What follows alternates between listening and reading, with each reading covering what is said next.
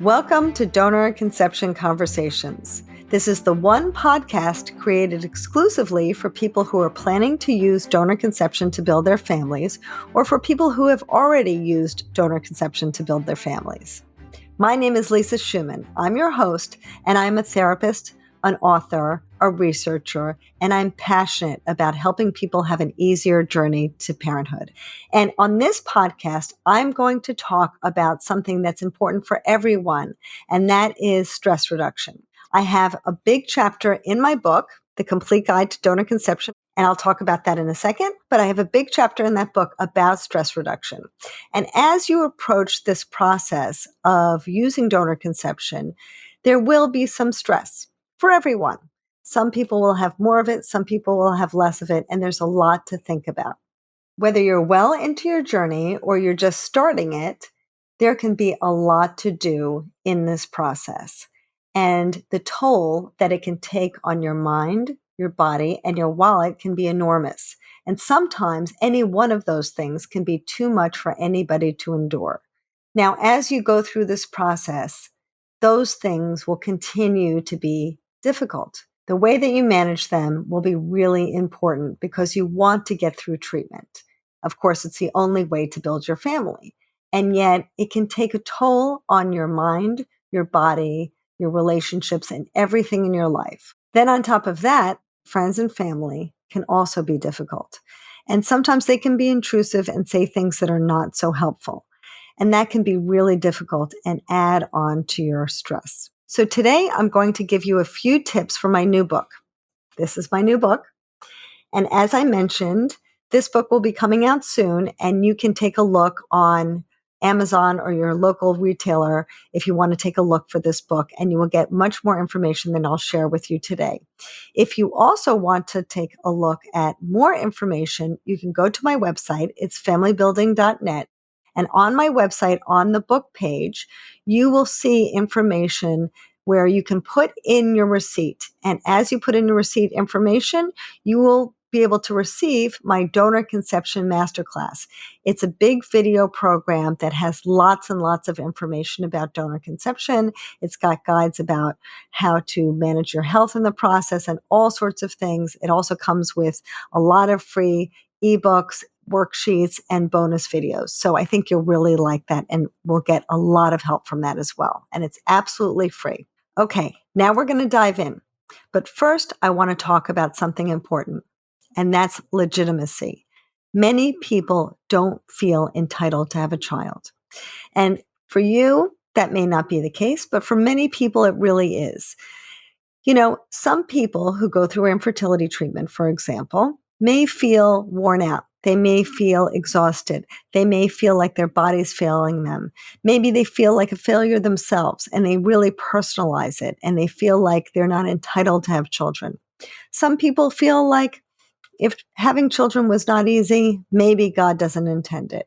Some people feel like I really shouldn't have a child. I should just adopt because that's what my friends tell me. Well, adoption's not easy either.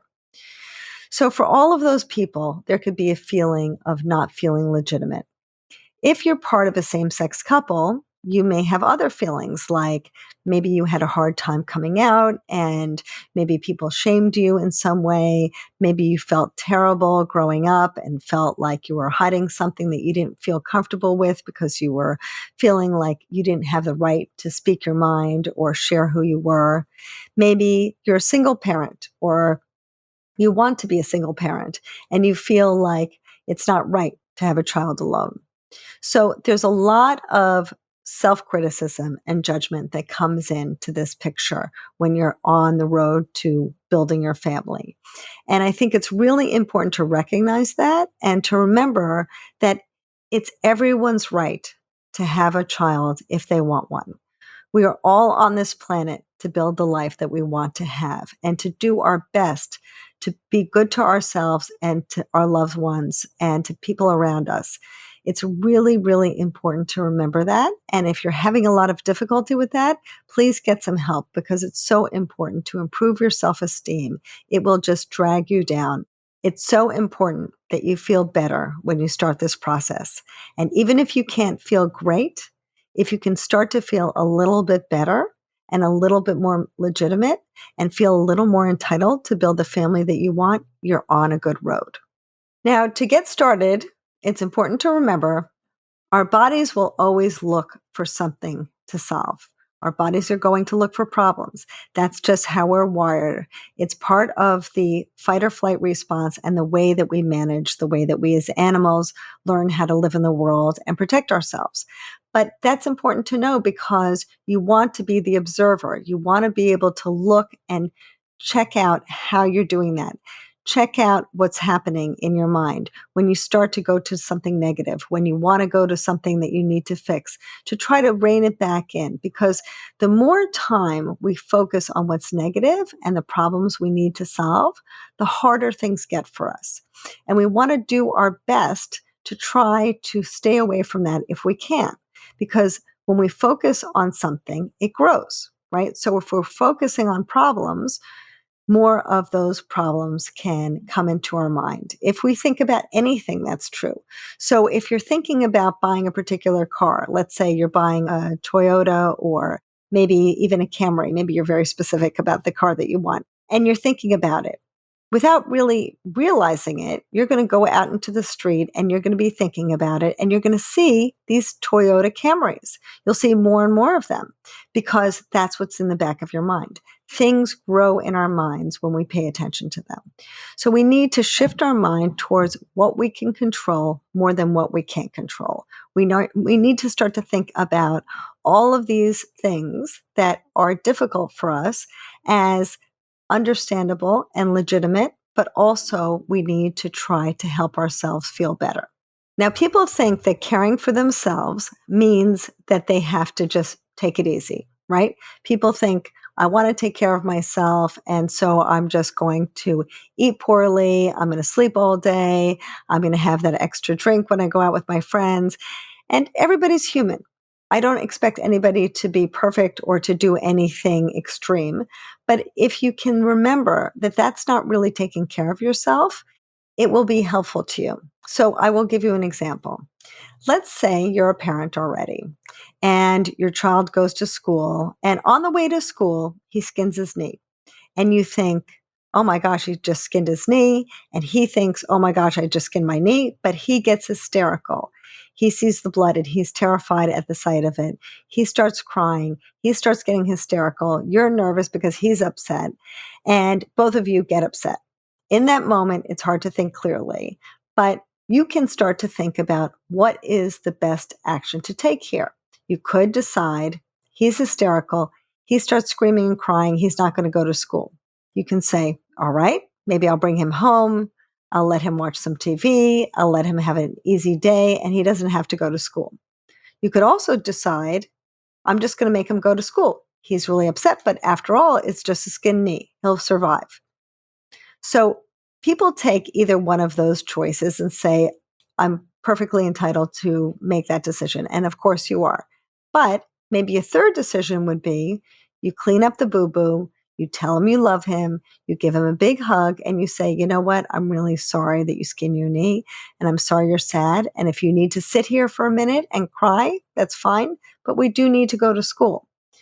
You are neither just giving in to the problem, but also you're not ignoring the problem by pushing him to school. You're taking care of the problem, but you're also giving him a sense of empowerment. You are telling him that he is strong. You're telling him he can overcome this difficulty. And it's really important to do that for yourself. It's important to remember that, eating poorly and sleeping all day or just getting under the covers is fine for a moment, but it's not really taking care of yourself. Really taking care of yourself would mean doing some things that would be helpful to you. So today I'm going to give you some ideas. In the book, I talk about 3 stress reduction strategies. And of course, there's many, but I like to group a lot of these strategies into these 3 categories because I think it can be really helpful in thinking about using all of them. We tend to gravitate to one more than the other, but I think it's really important to try them all. Now, many people try these strategies almost like a menu. I'm going to try this and then I'm going to try that. And that's fine, but I really want you to think of them more as a buffet. You go around and maybe you choose a little bit from here and a little bit from there, and you build a plate that you really like.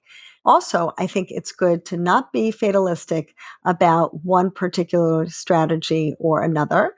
I think it's really important to remember that you can try different things at different times in different ways, and they can be useful. For example, some people say, well, I tried therapy. I didn't like the therapist, so I'm never going back to therapy. Therapy is terrible. If you don't like your therapist, maybe you need to try a different therapist. I always say that people spend more time choosing a pair of shoes they like than a therapist they like. So I think it's good to try on some different strategies and give some things that you haven't tried for a while, maybe another go around and see if it'll change. So try on some of these different strategies and see how you feel. And it's really important to give yourself some time. Wherever your body is now, whether it's in the fight or flight mode, whether you're feeling a little depressed, whether you're feeling overwhelmed, it's natural for your body to want to stay in that place. But it's important, if you want to start to feel better, to commit to some sort of routine. Now, it takes typically 21 days to start to change a habit. And if you can do any of these practices for 21 days, then decide, I like it or I don't like it. It can be really helpful because it's hard to know right away. If you can do the 21 days, then extend it for a month. If you can extend it for 3 months, now you're really building a habit. And then you can start to get a really good idea of how you can start to retrain your body to feel differently. So here are the 3 strategies. Decreasing negative emotions. Second, increasing positive emotions. And third, managing overwhelm. So within the first group, and again, I won't be able to talk about all of it today, but within the first group of decreasing negative emotions are things that will decrease your negative emotions. Most people go straight for that. It's harder to increase the positive emotions and to manage the overwhelm. So most people think about decreasing negative emotions. So let's talk about that first.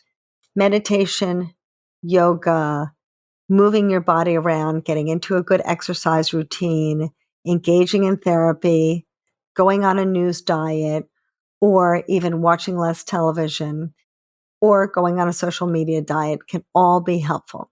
These are things that will help you decrease negative emotions in your life.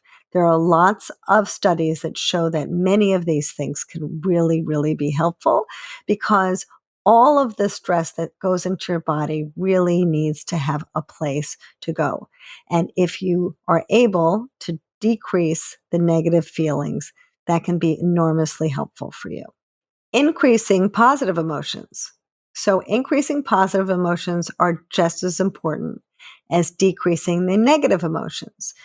Again, most people just want to decrease the negative emotions and, sometimes in unhelpful ways. Sometimes people drink too much or eat too much or do things to get away from a negative feeling. We also want to put back positive feelings. So let's talk about different ideas for that. You can get outside, get some energy into your body by moving around outdoors. You can give to people. When you give, you also receive. People don't realize the power of giving, but if you give, even if it makes you uncomfortable, and it doesn't have to be money, it could be time, it could be effort, it could be so many things. If you give, you can start to feel so much gratitude, so much fulfillment, and really it can give you so much that you can't even imagine. So I really encourage you to try that.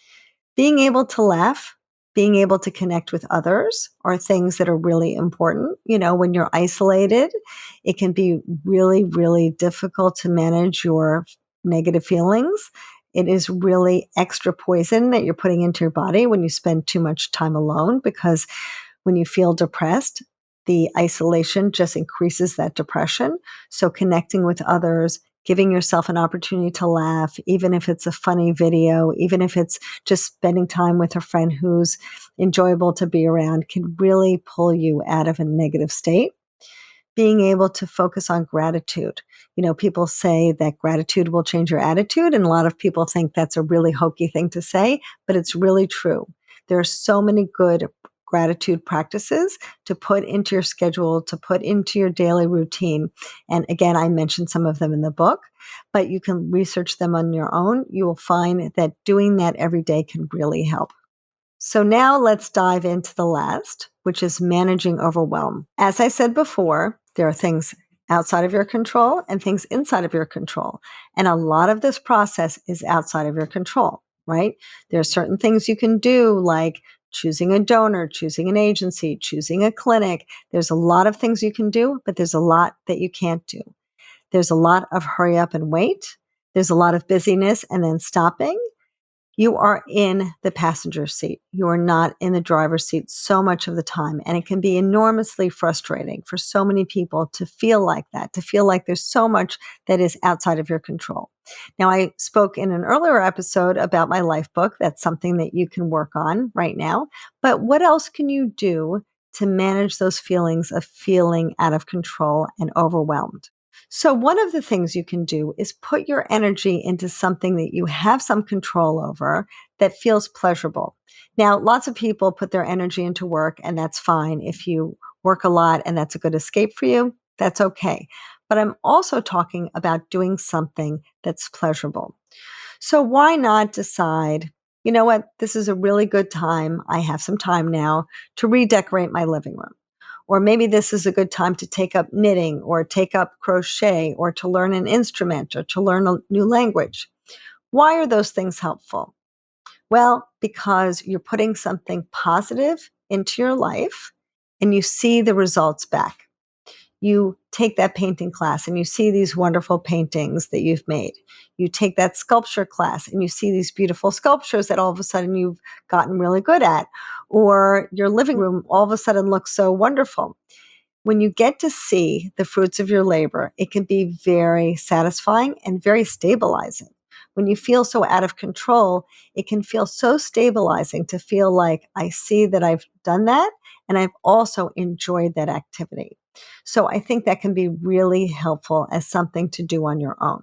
The second thing to do would be to decide to do one of those things with someone else, maybe your partner, maybe your friend. So what could that be? Maybe you take a class together, or maybe you do an activity together. Maybe you decide, I want to learn how to make sushi, or I want to decide that I'm going to draw a circle around where I live and I'm going to hike every trail within a 20-mile radius, and I'm going to do that by the end of the month. That can be really nice because not only are you giving yourself that benefit of feeling stabilized, but you're also connecting with that other person. And we spoke earlier about feelings that can be helpful. One of the feelings that could be helpful is connecting with someone else.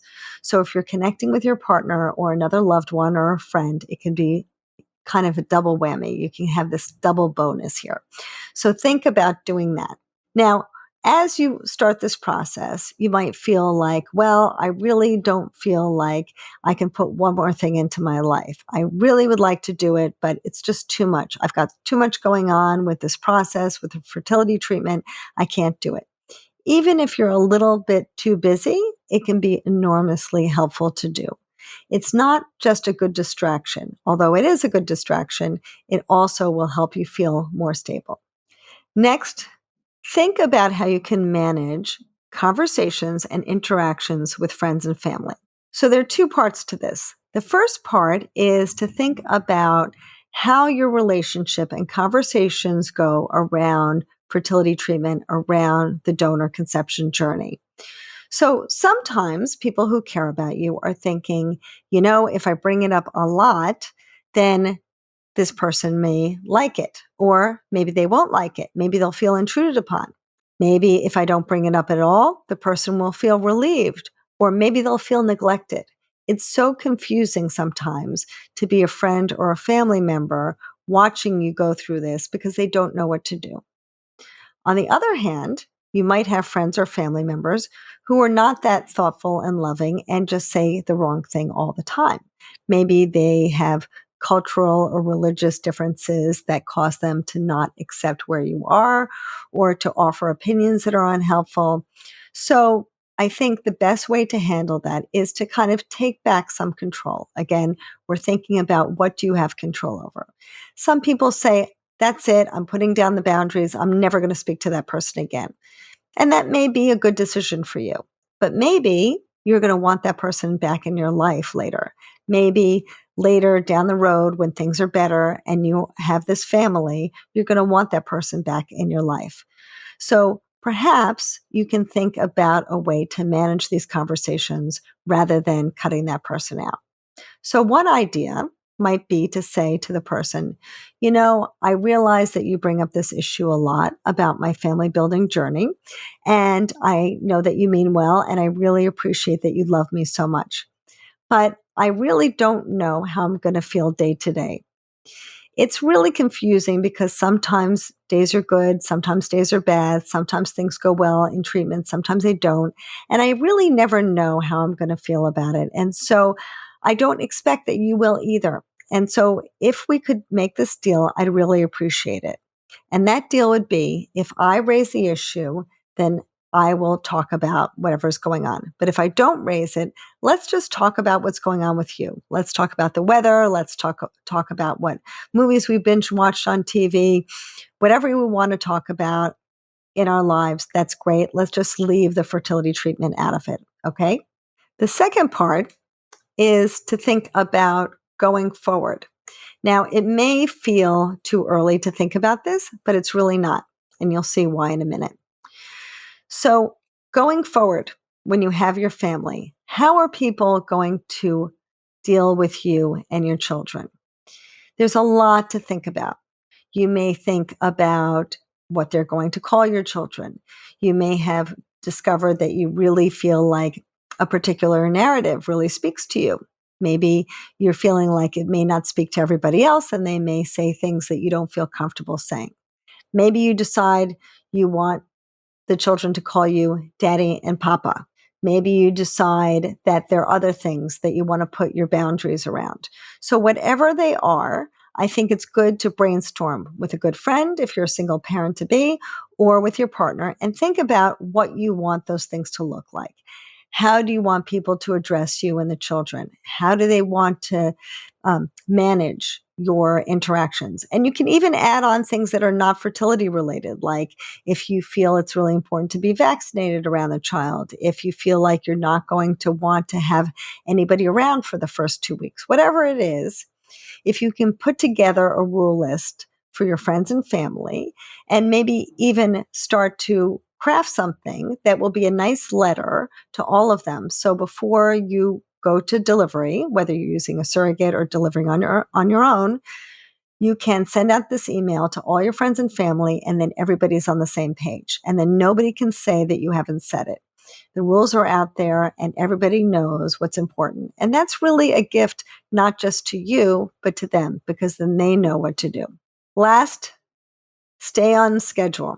I know that can sound so difficult to think about because people don't like that. They don't want to feel tied down, but it can be really grounding also to get up the same time every day, go to bed the same time, being able to get on an exercise routine and a meal routine that really works for you. It's so good for your body and really good for your mind and spirit. So with that, I'm going to leave you today and let you know that if you'd like to buy this book, there are many more stress reduction techniques and much more information about the things that we just briefly scratched the surface of. I've got a lot of information here. I've got a lot of information on my website at familybuilding.net. And I really wish you the best on your journey. It is so hard. I understand it's quite a struggle, and you're never going to look back and say, oh, that was great, because it's hard. It's hard, as I said, on your mind, on your body, and on your wallet. And one day, even though it's hard, you will transform. You're going to transform yourself from a patient to a parent. And that is going to be amazing. You are going to have all of the joys and the difficulties of being a parent, but you will love being a parent. You will love your child and your child will love you, and it will be beautiful. So thank you so much for joining me today. I really appreciate it, and feel free to reach out to me anytime. The other thing that's sort of interesting is they refer to their meeting as a reunion because they were all together in sperm state, so to speak. And now they are getting to meet each other in person They don't know what those relationships will look like, but they think about them